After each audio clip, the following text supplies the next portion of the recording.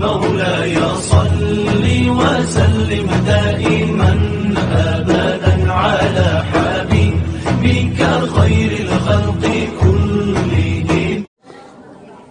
اعوذ باللہ من الشیطان الرجیم. بسم اللہ الرحمن الرحیم. ابتدا ہے رب ذوالجلال کے عظیم تر نام سے. لاکھوں درود آقا نامدار حضرت محمد مصطفیٰ صلی اللہ علیہ وآلہ وسلم پر. میں اپنے خطاب میں یا چند الفاظ میں ابتدا کروں گا اس ننھے حافظ صاحب سے.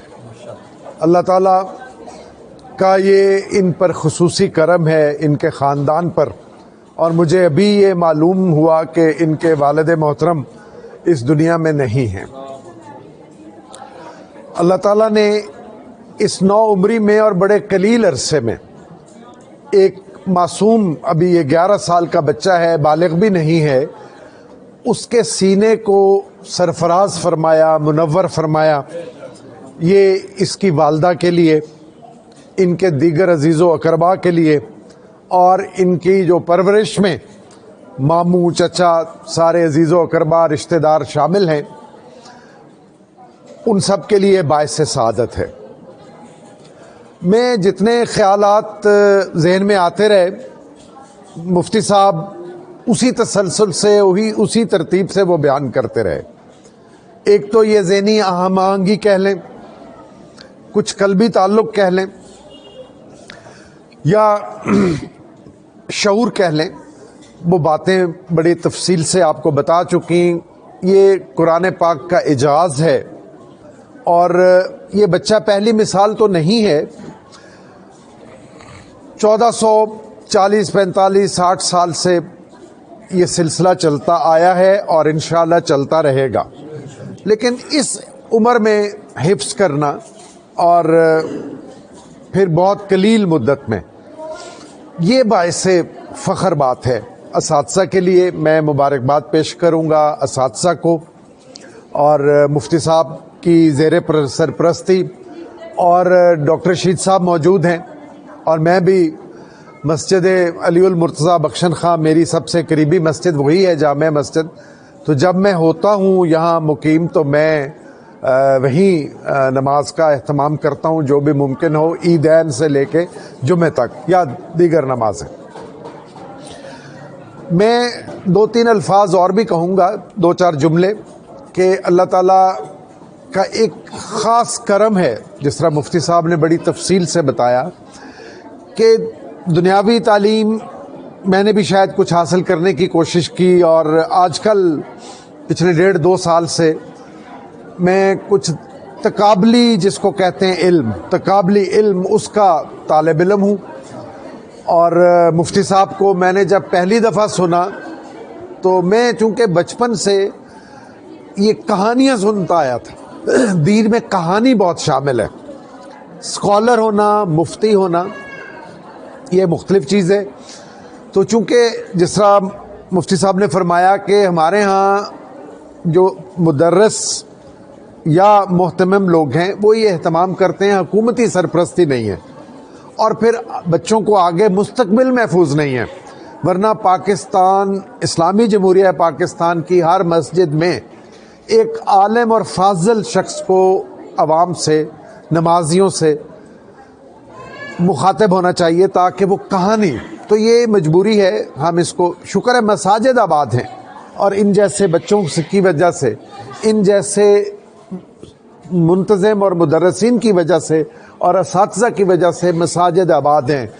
اور میں جب صبح اٹھتا ہوں تو خیر تلخ بات ہے، میں دیکھتا ہوں کہ بہت کم گھروں میں قرآن پاک کی صبح کی تلاوت کا اہتمام رہ گیا ہے.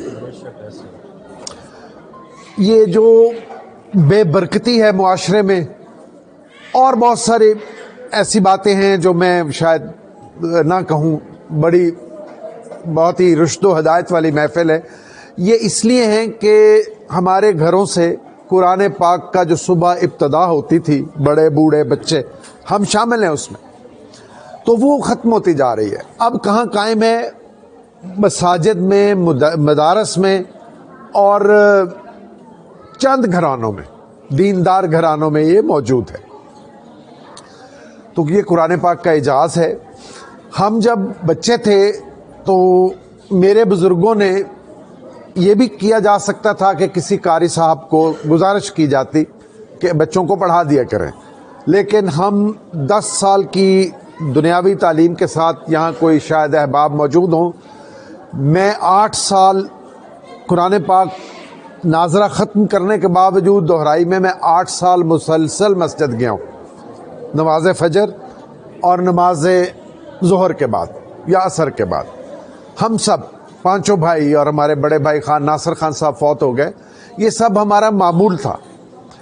تو اس لیے میرے والدین کا یہ خواہش تھی کہ چلے حفظ نہیں کر سکے، ہماری ایک بچی نے حفظ کیا ہے، تو وہ اس لیے تھا کہ ہمیں مسجد میں جانے کی عادت، لیکن اب میں دیکھتا ہوں کہ مساجد میں نمازیوں کی حاضری بتدریج کم ہو رہی ہے اور بچوں کی حاضری تو کافی کم ہے۔ بچے بازاروں سے اسکولوں سے نہیں جاتے، بچے وہی ہیں، پھر بات وہی آ جاتی کہ بچے وہ ہیں جو وہاں زیر تعلیم ہیں۔ تو مفتی صاحب کو میں 2-4 الفاظ ان کی خدمت میں بھی پیش کرنا چاہتا ہوں۔ میں شناسہ نہیں تھا، اب ہم نہ صرف شناسہ ہیں بلکہ ہم ذاتی دوست ہیں، اور میں بڑی قدر و منزلت کی نگاہ سے دیکھتا ہوں انہیں بحیثیت انسان، بحیثیت عالم، بحیثیت فاضل اور بحیثیت مفتی۔ اور مجھے جب ان کے خاندان سے مزید تعارف ہوا تو مجھے احساس ہوا کہ اللہ تعالیٰ کے ولی اس معاشرے میں زندہ بھی ہیں اور موجود بھی ہیں۔ تو میں نے پہلی دفعہ جب مفتی صاحب کو سنا تو میں چونکہ خود تھوڑا سا طالب علم ہوں، دین کو پڑھتا ہوں، اور میرے چہرے پہ وہ نہیں ہے جو ایک ہونا چاہیے تھا، چلیں دنیاوی بات ہے، تو میں نے پہلی دفعہ یہ محسوس کیا کہ مفتی صاحب تو کہانی نہیں سنا رہے، سیاق و سباق میں رہتے ہوئے اس موضوع پر ان کی دسترس ہے۔ پھر انہیں متعدد بار سنا، اور ایک بات بڑے وثوق سے میں کہہ سکتا ہوں کہ پھر میں نے ان کے علاوہ کسی کو نہیں سنا، کیونکہ پھر انسان کو کوفت ہوتی ہے جب آپ کسی موضوع پہ کسی دوسرے شخص کو سنیں جس کی دسترس بھی نہ ہو اور وہ کہانیاں سنا رہا ہو۔ تو میں مسجد علی المرتضیٰ کی دائمی برکت کے لیے دعا کرتا ہوں۔ ان کے محترم رشید صاحب ہمارے ویسے تو چاچا جی ہیں، لیکن چلیں بے تکلفی میں بڑے بھائی کہہ لیتے ہیں، وہ بھی موجود ہیں، مدرسین بھی موجود ہیں، مفتی صاحب بھی موجود ہیں۔ اللہ تعالیٰ اس ادارے کو قائم رکھے، دوام بخشے۔ جو ہم اپنی ذاتی خاندانی حیثیت میں بہتری کر سکتے ہیں وہ کرتے رہتے ہیں، اور میری ذاتی جو ایک خیال ہے اس کے مطابق جو قریب ترین جامع مسجد ہے وہ آپ پر ایسا ہی مفتی صاحب، تھوڑا فاصلے میں مجبوری ہو تو میں اپنا اہتمام نماز کا عیدین سمیت وہیں کرتا ہوں۔ اور بچوں کے لیے دعا ہے۔ یہ بچے، میں اکثر پوچھتا ہوتا ہوں کہ آپ یہ کس طرح اہتمام کرتے ہیں، بڑا مہنگا سلسلہ ہے، بہت مہنگا، اور کچھ میں یہ سمجھتا ہوں کہ ہمارے جو مخیر لوگ ہیں، تاجر ہیں، ذمہ دار ہیں، ان کے اپنے مسائل ہونے کے باوجود وہ صرف نظر کرتے ہیں، جہاں تک میرا خیال ہے، لیکن اس کے باوجود بھی فراخ دل لوگ بھی موجود ہیں، مخیر بھی موجود ہیں، تو اس کو خیرات نہیں کہنا چاہیے۔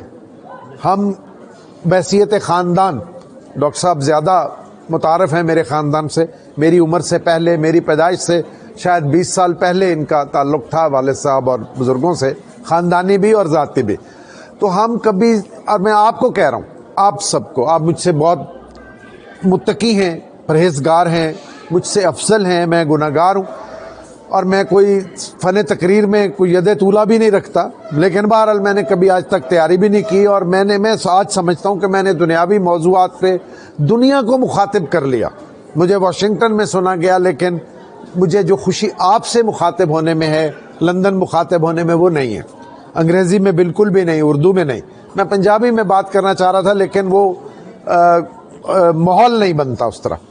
تو اس کو خیرات کبھی نہ کہیں، خیرات اور چیز ہے، وہ معذوروں کے لیے ہے، وہ بیواؤں کے لیے ہے، وہ بے کسوں کے لیے ہے۔ ان کو تو آپ کی خدمت قبول ہو جائے، ان لوگوں میں، اس طبقے میں آپ کی خدمت قبول ہو جائے تو آپ کے لیے یہ باعث سے فخر ہونا چاہیے۔ اللہ تعالی ہمیں روز محشر آخری دعا سے پیچھے کی طرف آتے ہیں.